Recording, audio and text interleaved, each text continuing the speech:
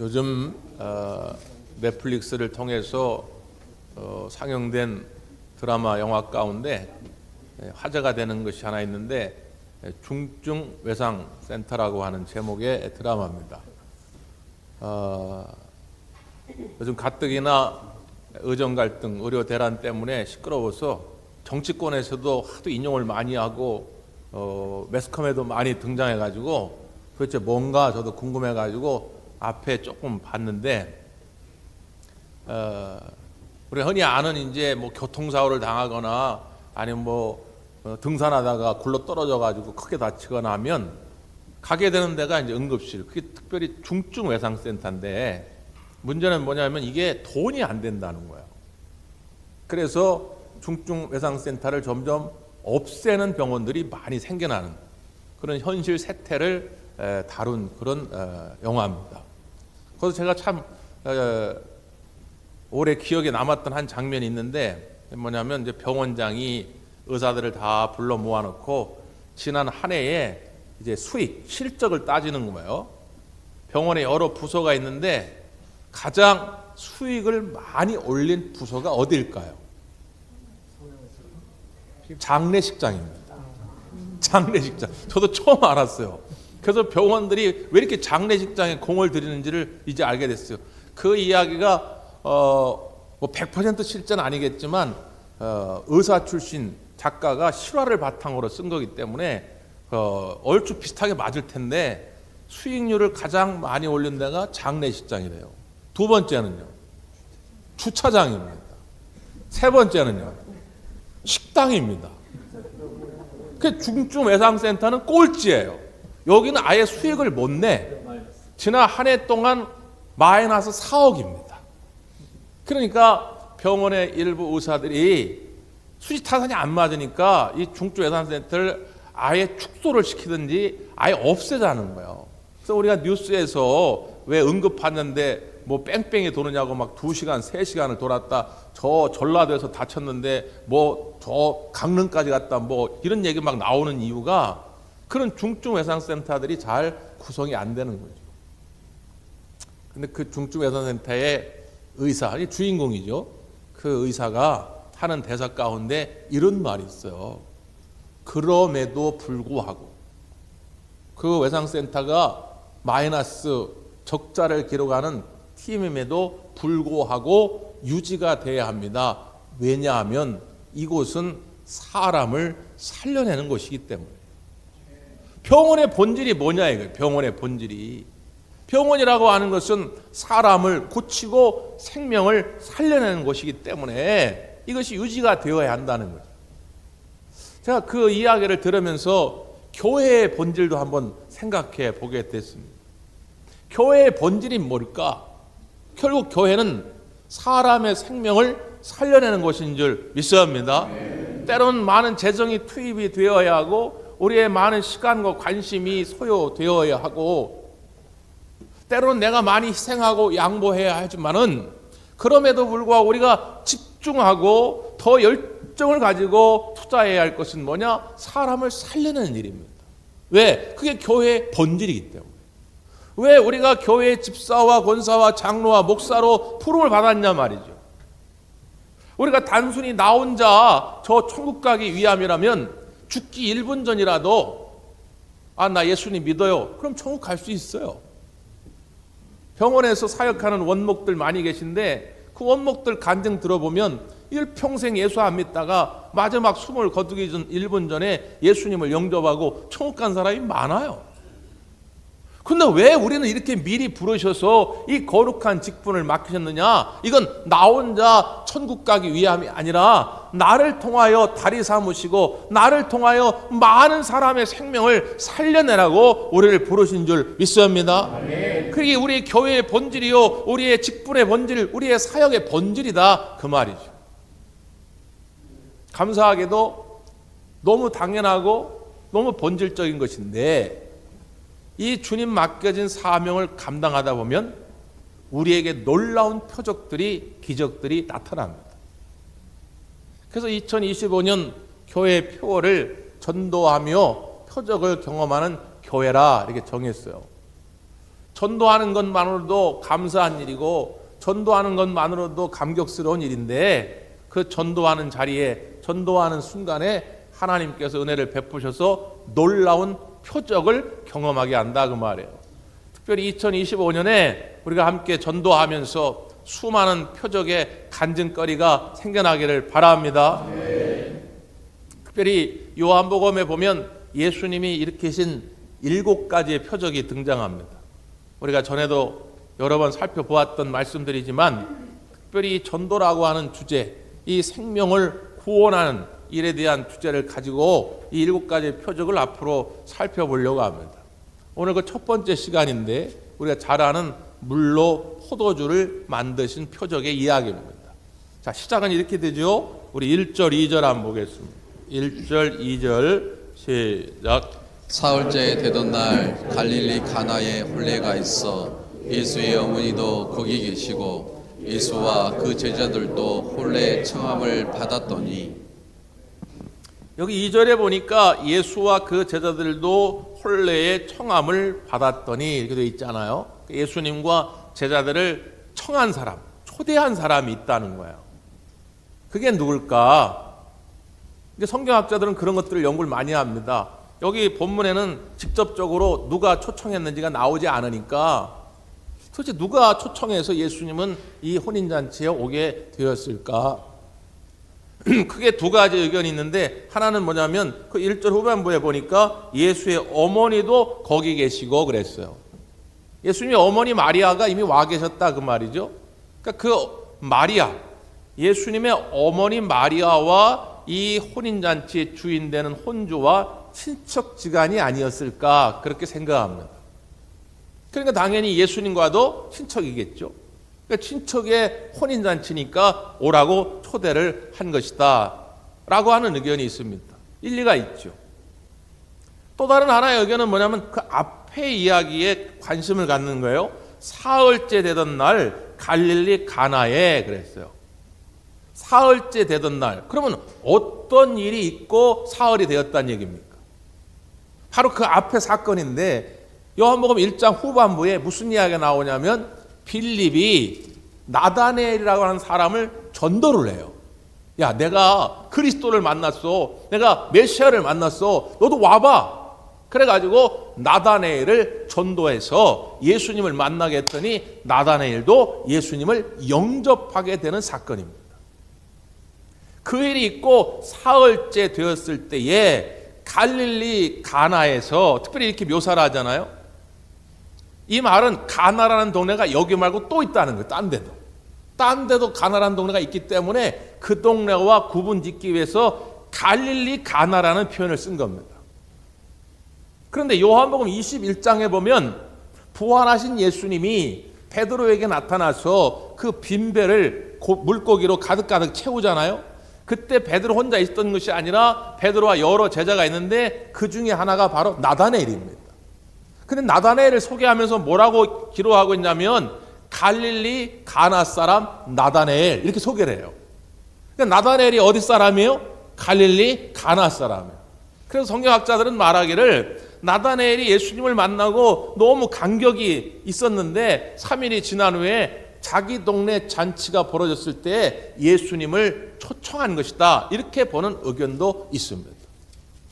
자, 어쨌든 마리아가 초청을 했던 갈릴리 가나 사람이었던 나다네엘이 초청을 했던 누군가의 초청이 있었기 때문에 이 예수님이 이 혼인잔치에 오시게 되었다는 거예요. 그래서 이 혼인잔치가 슬픔에서 기쁨으로 바뀐 겁니다. 별 볼 일 없던 아주 작은 동네가 지금 전 세계적으로 유명한 동네가 됐어요. 우리 교회에서 지난번 성지순례 갔을 때 이 동네를 갔다 왔거든요. 여기는 관광산업 외에 다른 게 없어요. 예수님 시대는 더더군다나 사람들에게 알려지지도 않은 아주 촌구석입니다. 그런데 그렇게 작은 마을이 지금 세계적인 마을이 됐어요. 그냥 한 가문의 조그마한 잔치가 아주 큰 잔치가 돼버렸다 그 말이에요. 누가 오셨기 때문에요? 예수님이 오셨기 때문에. 여기에 비밀이 있는 것이죠. 사랑하는 성도 여러분, 부지런히 여러분의 가정에, 여러분의 사업장에, 여러분의 이웃들의 삶의 자리에 예수님을 초청하시기를 바랍니다. 예수님을 초청해야 뭔가 일이 벌어진다 그 말이에요. 그럼 목사님, 예수님 어떻게 초청합니까? 예수님 부활 승천하셔서 저 하늘에 계신데 우리가 어떻게 초청합니까? 예수님을 초청하는 것이 바로 복음을 증거하는 거예요. 전도하는 것입니다. 예수님의 말씀이, 예수님의 십자가의 은혜가 증거되는 것에 예수님이 초청을 받고 예수님이 함께 하실 줄 믿습니다. 예수님이 그 머무시는 자리가 이적의 자리다 그 말이에요. 예수님이 머무시는 곳에 놀라운 능력이 나타나게 되어 있다 그 말이죠. 많은 사람들이 지금도 이걸 몰라요. 모르니까 방법을 찾아 헤매는 겁니다. 돈이면 될까? 육체의 정욕 쾌락이면 될까? 명예면 될까? 레저 스포츠면 될까?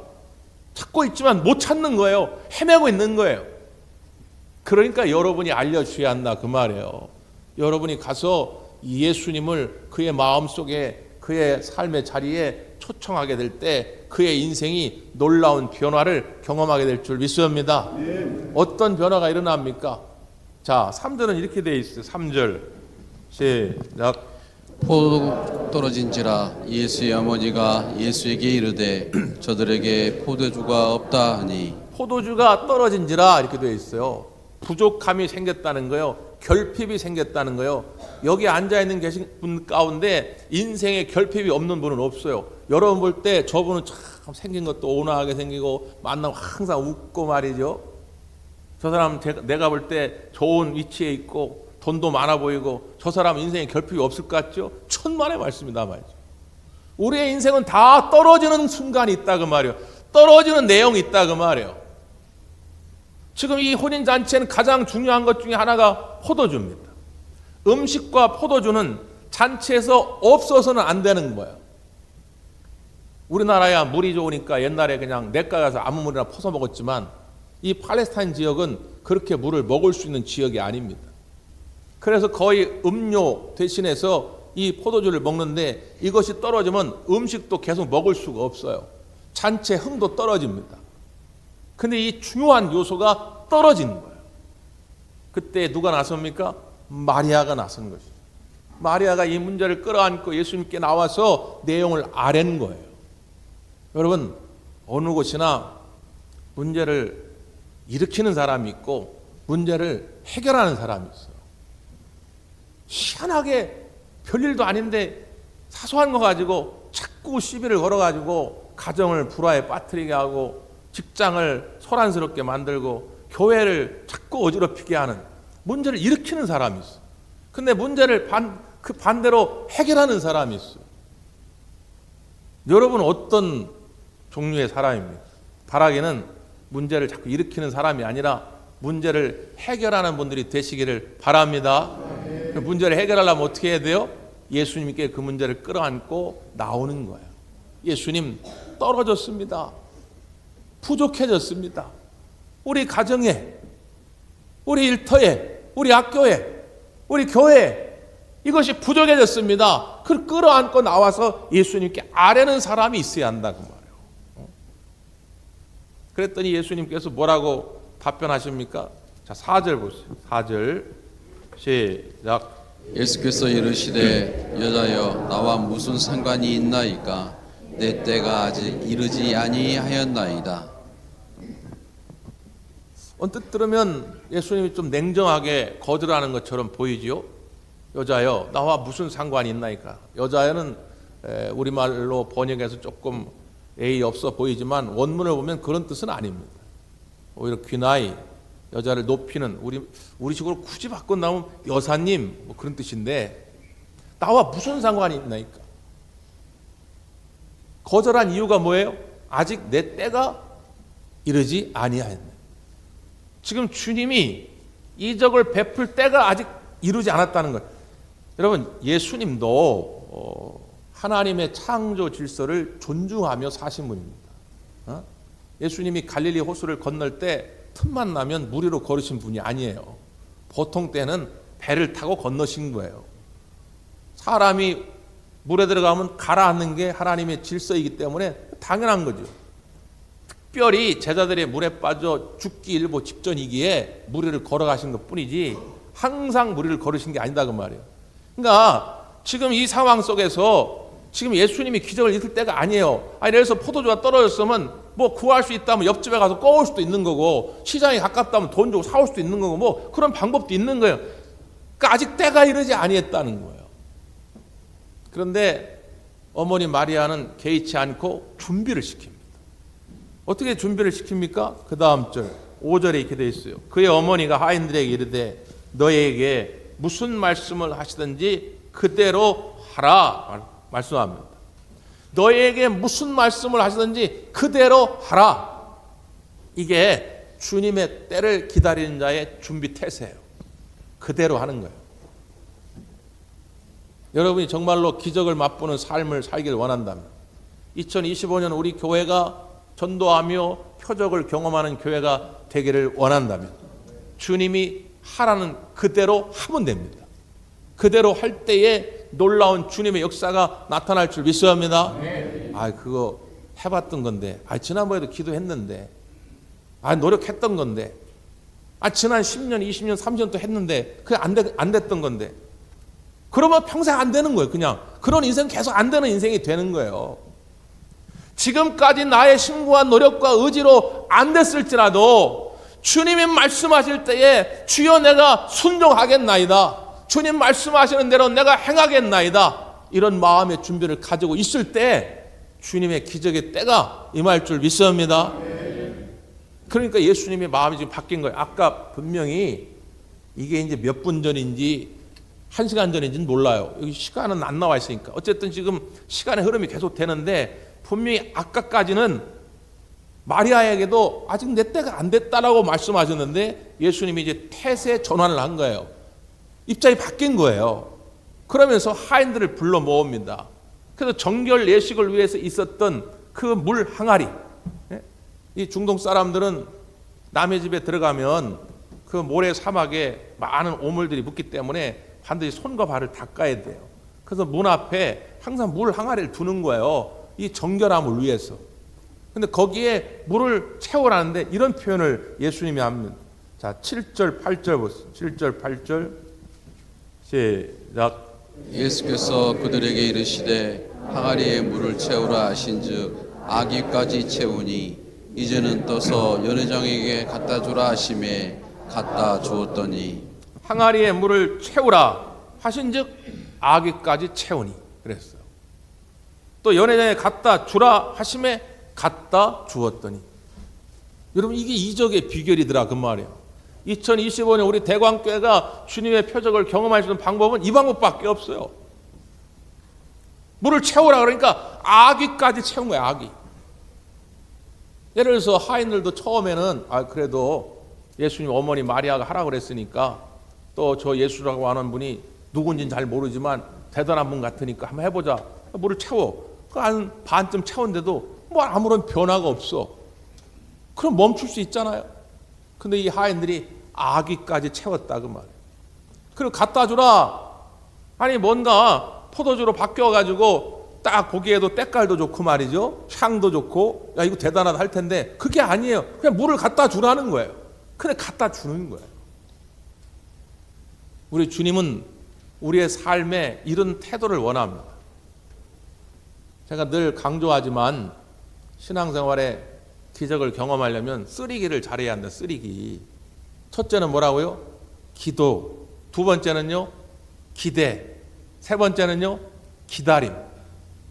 기도하였으면 하나님의 응답을 기대하는 거예요. 그렇게 될 줄 믿고 기다리는 거예요.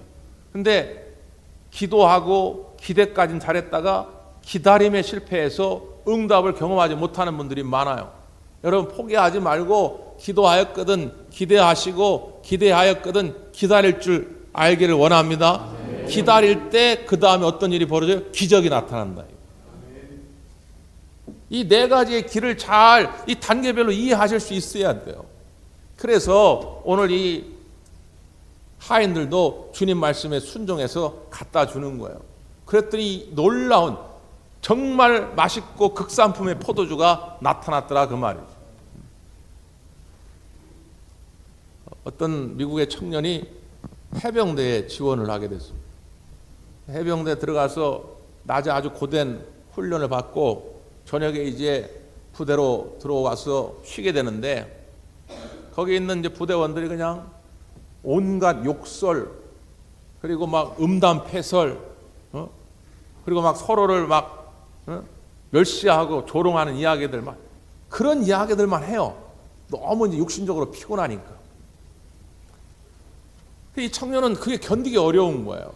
나름 신실한 그리스도인인데 낮에 육체의 피로도 있지만 그래도 저녁에 와가지고 좀 정신적으로라도 쉼을 얻어야 할 텐데 그냥 하는 얘기들이 그런 얘기만 하니까 더 힘든 거예요. 그래가지고 오늘 하나님 앞에 기도를 합니다. 하나님, 빨리 이곳을 벗어나게 해주세요. 근데 하나님부터 이런 응답을 받습니다. 내가 그래서 너를 이곳에 보낸다. 내가 너를 이곳에 보낸 이유가 그것이다. 그 하나님의 응답을 받고 나니까 삶의 태도가 달라지는 것이죠. 오히려 그 동료 부대원들의 이야기에 귀를 기울이기 시작합니다. 왜 그들이 그런 이야기를 하게 됐는지, 왜 그들이 그들의 마음에 그런 아픔들이 있었는지 듣기 시작해요.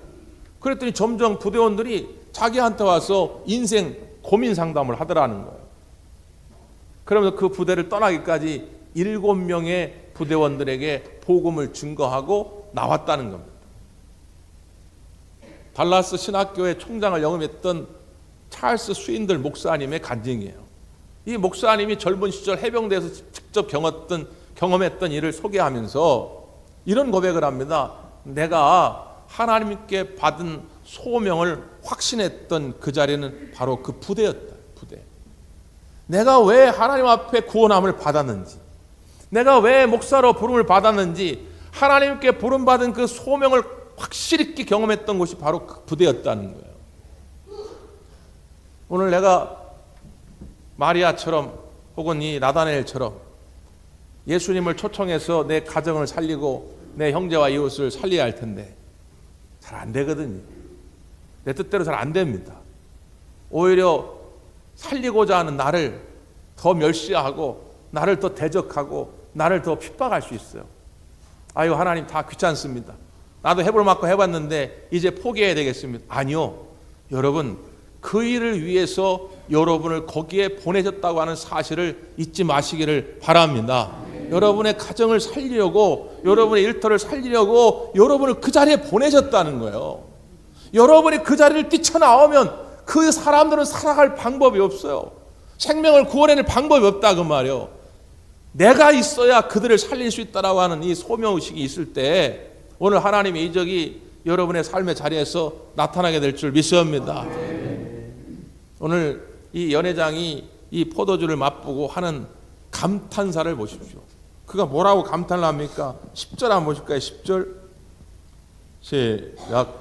말하되 사람마다 먼저 좋은 포도주를 내고 취한 후에 낮은 것을 내거늘 그들은 지금까지 좋은 포도주를 두었도다 하니라. 보통은 싸구려 포도주를 먼저 내놓지 않고 가장 값진 포도주를 내놓습니다. 포도주도 왜 이렇게 뭐 편의점 같은 데 가면 2, 3만 원짜리도 있지만 백화점 같은 데 가면 100만 원, 200만 원짜리도 있잖아요. 원래 좋은 걸 내놓는 이유는 뭘까요? 처음에는 미각이 살아있기 때문에 사람들이 딱 금방 눈치를 채요. 야, 이거 좋은 거도 아니다. 근데 이제 잔치 끝 무렵이 되면 사람들이 취해가지고 미각이 둔해져요. 그래가지고 그때는 이제 좋은 건지 나쁜 건지 잘 몰라. 그러니까 대개는 좋은 걸 먼저 내놓아요. 그러니까 연회장 그게 책무입니다.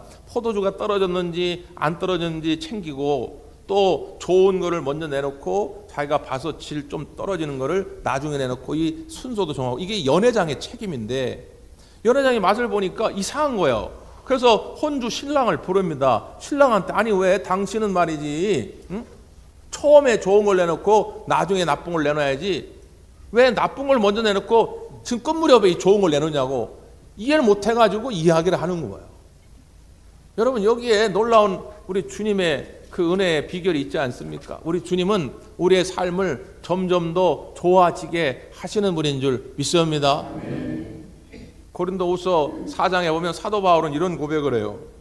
우리가 이 보배를 질그릇에 가졌으니 이는 심히 큰 능력은 하나님께 있고 우리에게 있지 아니함을 알게 하려 함이라 말씀합니다. 이 보배를 질그릇에 가졌다는 거예요. 보배는 누굽니까? 예수님이에요. 질그릇은요? 나예요. 나는 질그릇 같은 존재인데 이 질그릇에 보배이신 예수님이 들어왔다는 거예요. 하나님이 왜 그렇게 하셨다는 거예요? 큰 능력은 내게 있지 아니하고 보배이신 예수님께 있기 때문이다. 보배이신 그 예수님이 내 안에 들어올 때 생명이 들어오는 거예요. 이 생명의 능력이 들어올 때 사도 바울은 이런 고백을 합니다. 우리가 사방으로 우겨싸움을 당하여도 쌓이지 아니하며 답답한 일을 당하여도 낙심하지 아니하며 박해를 받아도 버림받지 아니하며 거꾸로 트림을 당하여도 망하지 아니하고 이런 표현을 해요. 그러니까 예수 생명이 내 안에 들어오면 겉으로는 내 삶의 모든 것이 약하여지고 노쇠해지는 것 같지만 속으로는 더 생기가 돋고 더 활력이 넘친다는 거예요. 그러니까 갇혀도 갇힌 게 아니다 그 말이에요. 병들어도 병든 게 아니다 그 말이에요. 이것이 예수 생명을 간직한 사람만이 고백할 수 있는 것이죠. 그래서 4장 16절에 이런 고백을 합니다. 그러므로 우리가 낙심하지 아니하노니 우리의 겉사람은 낡아지나 우리의 속사람은 날로 새로워지도다. 이게 무슨 이야기입니까? 예수님 없는 삶, 예수 생명을 얻지 못한 삶은 처음에 생명에서 점점 죽음으로 가는 거예요. 모든 것이 낡아집니다. 네? 우리 어르신들도 옛날에는 저 계단을 막 2개씩 3개씩 뛰어다니고 무거운 것도 막 번쩍번쩍 듣고 그런데 지금은 계단 하나 오르기도 힘들잖아요. 그래 목사님 저도 옛날에는 안 그랬는데 옛날에는 그냥 밥 먹어도 막 2그릇 3그릇씩 먹고 그랬는데 요즘 반 공기 먹기도 힘들어요. 앉았다만 일어나면 아이고 그러는 거예요. 예배가 없어요. 우리 모두가 다 우리의 육체는 생명에서 점점 죽음을 향해 갑니다. 점점 낡아지게 돼 있어요. 근데 예수 생명에 들어온 사람은 겉사람은 낡아지나 속사람은 점점 새로워진다는 거예요. 왜? 우리는 죽음에서 생명을 향해 가고 있기 때문에. 이 땅의 한계의 삶 속에서 저 영원한 생명의 나라를 향해 우리는 가고 있기 때문에 점점 더 좋아지는 과정 속에 있다 그 말이에요. 여러분 예수님을 만나셨거든 예수님을 품으셨거든 기대하십시오. 여러분의 삶은 어제보다 오늘 더 좋아질 것이고 오늘보다 내일 더 좋아질 것입니다. 이 놀라운 은혜를 여러분만 알지 말고 사랑하는 가족과 이웃들에게도 증거할 수 있기를 간절히 바랍니다. 기도하겠습니다.